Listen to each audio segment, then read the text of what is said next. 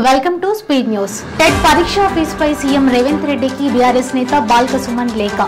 పరీక్ష ఫీజు తగ్గించాలని కోరిన బాల్క సుమన్, నీ స్థాయిని నువ్వే తగ్గించుకుంటున్నావంటూ రేవంత్ రెడ్డిపై షాకింగ్ కామెంట్స్ చేసిన కాంగ్రెస్ పార్టీ సీనియర్ నేత వి హనుమంతరావు. బీఆర్ఎస్ నేతల ఇళ్లకు వెళ్లి పార్టీలోకి ఆహ్వానించడం సరికాదన్న విహెచ్. సీఎం రేవంత్ రెడ్డిని కలిసిన దర్శకుడు ఎస్వి కృష్ణారెడ్డి, నిర్మాత అచ్చిరెడ్డితో కలిసి ముఖ్యమంత్రిని కలిసిన దర్శకుడు. ఢిల్లీ మద్యం కేసులో తెరపైకి మరో పేరు. కవితను అరెస్ట్ చేసిన రోజే ఆమె ఇంట్లో ఉన్న maker Sharan. Giddalur YCP MLA అన్న రాంబాబుపై కేసు నమోదు.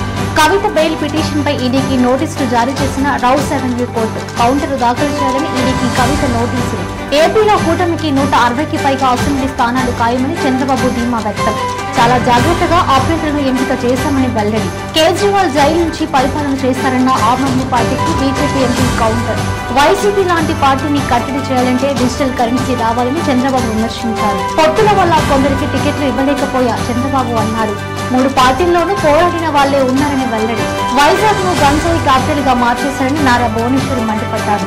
టాలీవుడ్ లో 90 ఏళ్ల వేడుకలు మలేషియాలో నిర్వహిస్తామని మా అధ్యక్షుడు మంచు విష్ణు సినీ పెద్దలతో మాట్లాడి తేదీలు ప్రకటిస్తామని వెల్లడి. ఆరోగ్యంగా ఉంటే డబ్బు అదే వస్తుందని విజయ్ దేవరకొండ అన్నారు. Telugu film journalist association health card పంపిణీలో విజయ్ ఈ వ్యాఖ్యలు చేశారు.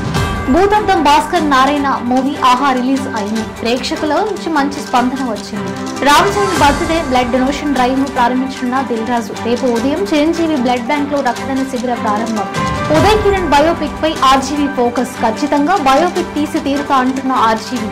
నాగ చైతన్య దూత సీక్వెల్ పై వీడిన సస్పెన్స్. త్వరలో అప్డేట్ అంటూ హింట్ ఇచ్చారు. ఫ్యామిలీ స్టార్ టైటిల్ పెట్టడానికి కారణం అదే అంటున్న దిల్ రాజు. కుటుంబం కోసం శ్రమించే ప్రతి ఒక్కరూ ఫ్యామిలీ స్టార్ అని ఉద్దేశించి చెప్పారు.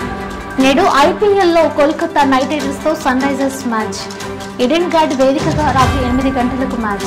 ఎంఎస్ ధోనికి కెప్టెన్సీ అప్పగించడం వెనుక 2007లో ఏం జరిగిందో చెప్పిన సచిన్ టెండూల్కర్. ధోని సహజ సిద్ధమైన ఆటగాడని సరైన నిర్ణయాలు తీసుకుంటాడు కాబట్టి అప్పగించామని వెల్లడించారు. చెన్నై సూపర్ కింగ్స్ బోని. ఆర్సీబీపై సీఎస్కే విజయం. మారని ఆర్సీబీ తలరాత. ఎస్కే ఫ్యాన్స్ కు షాకింగ్ న్యూస్. ఐపీఎల్ 2024 నుంచి ధోని అవుట్ అవ్వనున్నాడట. తుఫాన్ బ్యాట్స్మెన్ క్రిస్ గేల్ చెప్పిన మాటలు. ఎలాంటి ఒత్తిడి లేదు, ప్రతిక్షణం కెప్టెన్సీని ఆస్వాదించారని రుతురాజ్ గైక్వాడ్ అన్నారు. నిన్న రాత్రి బెంగళూరుపై రుతురాజ్ గైక్వాడ్ సారథ్యంలో విజయం సాధించింది. ఫస్ట్ మ్యాచ్ దేవుడికి ఇచ్చామంటున్న ఆర్సీబీ ఫ్యాన్స్. టైటిల్ ఖచ్చితంగా ఆర్సీబీదే అంటున్న ఫ్యాన్స్ ధీమా.